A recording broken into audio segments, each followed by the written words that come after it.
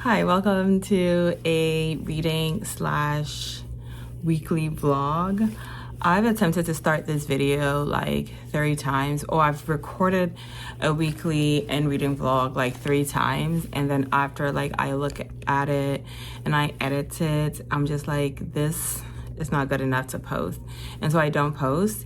But I think this one is actually gonna go up. I think that I need to just post and I'll just get better at vlogging, because vlogging is kind of hard because you don't know what to vlog, so you can be keep certain things private, or when not to vlog, that kind of thing, or if you have a kind of a mundane life like mine, what's interesting to people, but I think I just need to do it. I've been hearing on the threads streets that the girlies are looking for 30-something-year-old vloggers, so I'm hoping that my people find me, and then if they find me, they will enjoy the content that I'm putting out, irrespective of how I feel about it, but hoping to improve as I go on.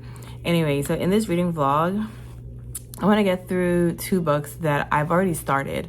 I am reading Leave Your Mess at Home by Tolani Akinola on Kindle, and then I'm also reading Everything Was Beautiful and Nothing Hurt. I was reading it on audio, and then I decided that that's a book I want to have in my library, so I went and purchased it. So I got this, and then while I was there, I saw The House on the Mango Street by Sandra Cisneros. I forgot to say who this was by.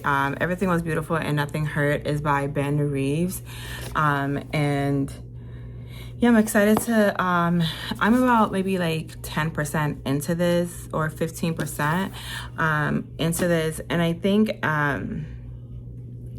this book is about, so far what I've gleaned from it is we have Travis, and Travis is kind of I don't know, a death angel. I don't know what you call it, but he's always there when someone is dying. And you're kind of when people are dying during the most basic things, and I think what I like about this book is just a reminder of how fragile life is, and how we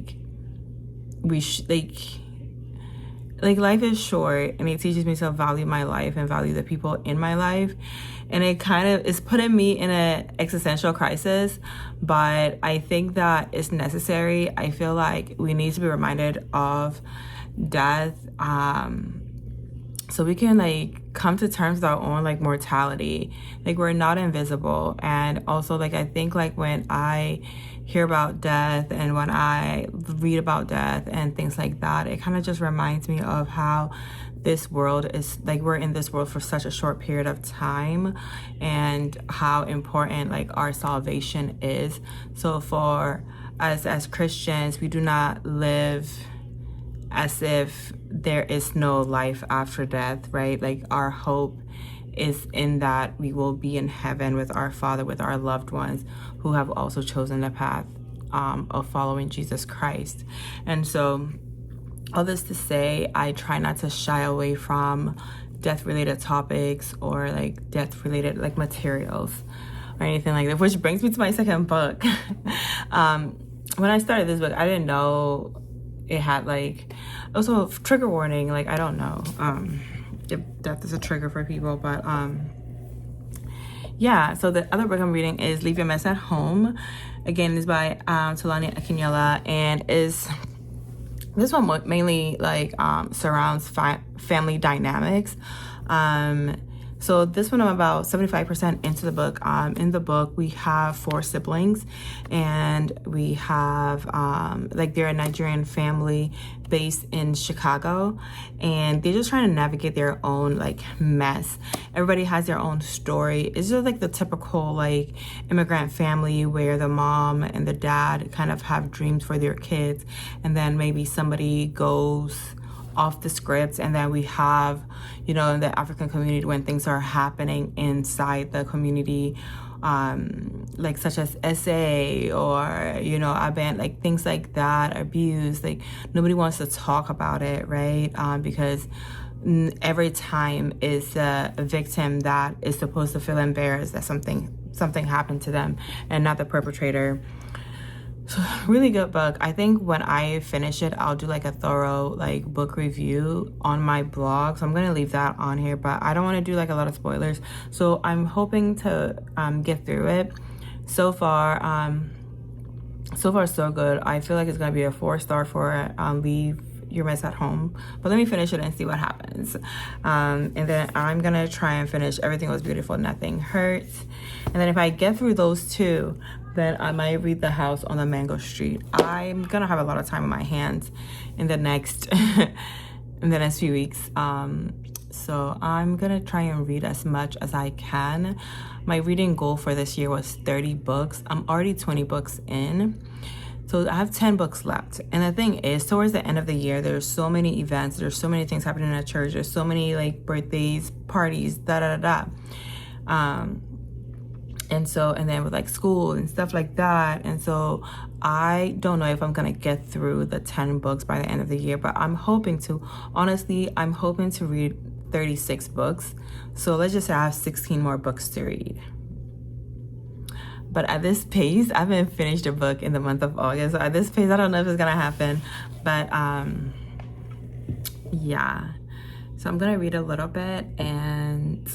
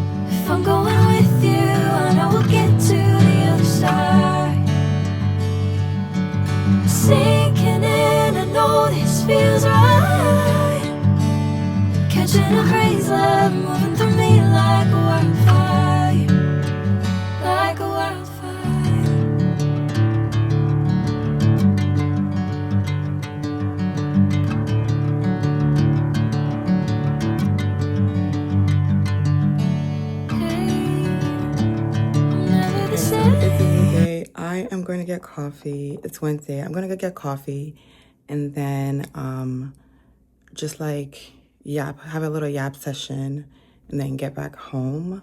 So my makeup, like I've just been doing like concealer and bronzer and powder, and I really like it. But honestly, I feel like if you're gonna put on makeup, like put on makeup. So I think I don't know how, like I like it enough. It's really quick. And I feel like because of how like the summer like has burnt me, like I feel like my foundations are not doing it for me. So that's why I've been leaning towards this. But honestly, I miss my foundations. And but I do like the concealer bronzer look. But am I gonna keep it up? No. Anyways, yeah.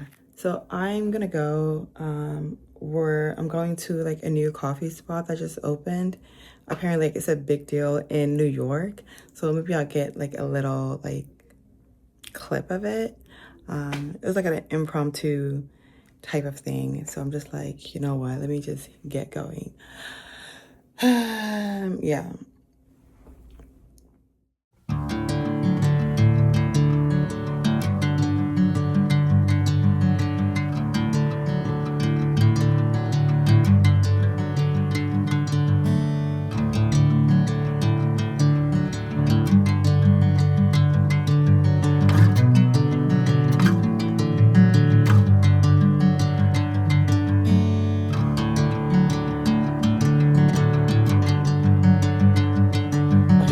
Friday and I have a dental appointment, but I am here a little bit early, so and I have like my coffee, so I'm just gonna finish it before I go in, because I know like as soon as I go in, whatever they're gonna put in my mouth is gonna ruin the coffee. So I'm just gonna drink it, and I have a feeling it would have melted. Like, I'm in Texas, so it will melt before I get out.